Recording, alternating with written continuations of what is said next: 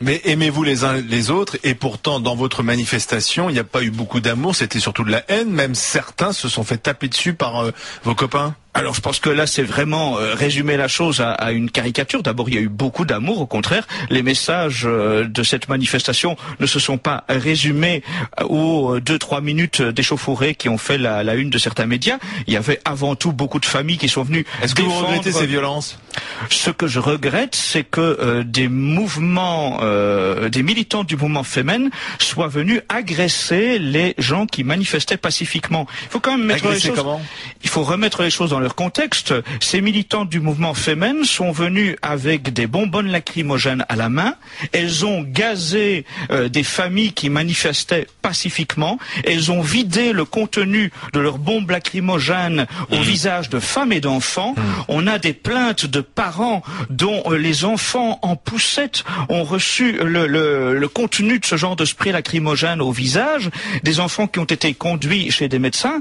L'agression, elle relève de ces militants du mouvement Femen, encadrés par Caroline Fourret, dont on peut véritablement se poser la question du rôle, en l'occurrence, qu'elle a mené dans cette opération. Caroline Fourret, qui s'est retrouvée à terre et qui a pris quelques coups, elle vous a pas balancé de la bombe lacrymo? Et pourtant, elle a été agressée physiquement. Caroline Fourret, elle s'est retrouvée volontairement au milieu d'une rixe dont on peut présupposer qu'elle, d'une certaine façon... Volontairement, vous dites? Volontairement, puisque en réalité, si elle se présente quand ça l'arrange comme journaliste, un statut qui est bien opportun quand on se met tout d'un coup à être au milieu d'une rixe, on peut néanmoins s'apercevoir sur les clichés disponibles sur le site du mouvement Femen, qu'elle est plutôt là en tant que militante qu'en tant que journaliste. Lorsqu'elle est bras dessus, bras dessous avec les militantes de Femen dénudées, avec le poing levé au milieu de ces militantes du mouvement Femen,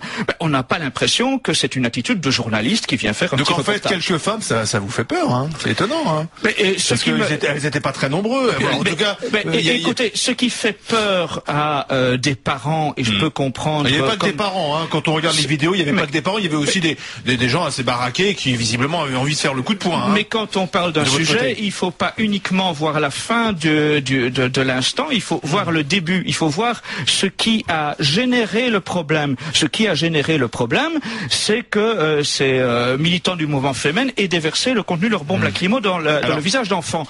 Si vous êtes un père de famille, est-ce que ça vous laisserait de marbre que l'on vide une bombe lacrymo dans le visage de votre enfant? Après, moi je me pose la question, quand on est père de famille, est-ce qu'on va manifester avec des enfants dans la rue?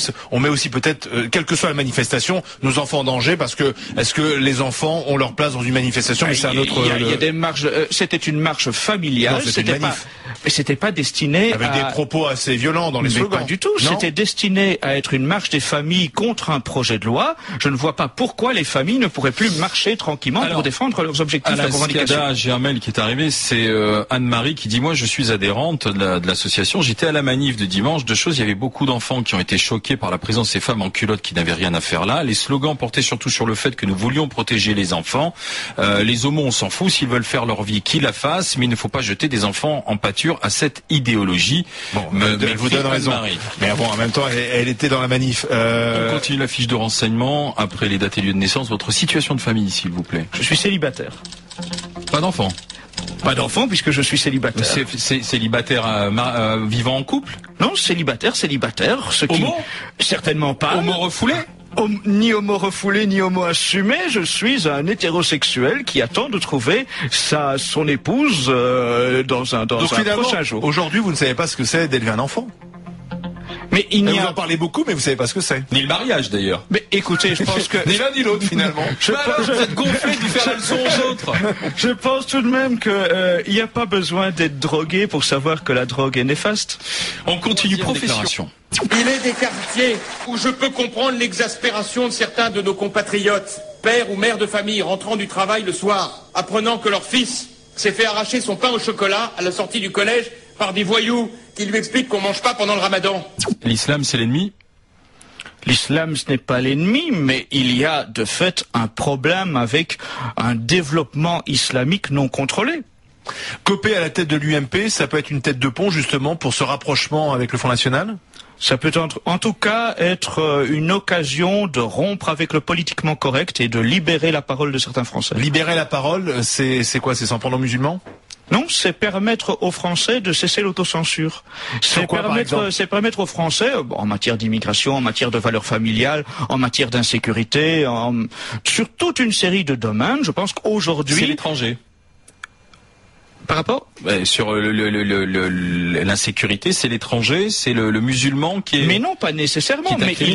Pas nécessairement. Il faut avoir une vision sans tabou. Et c'est quoi une vision sans tabou? Une vision sans tabou, c'est de dire quand il y a un problème avec une croissance non maîtrisée des mosquées en France, il y a un problème et on a le droit de le dire. Il y a trop de mosquées en France. Il y a trop de mosquées en France. Elles se multiplient à une cadence inquiétante. Et il me semble que nous avons le droit de le dire. Il y a trop de musulmans en France?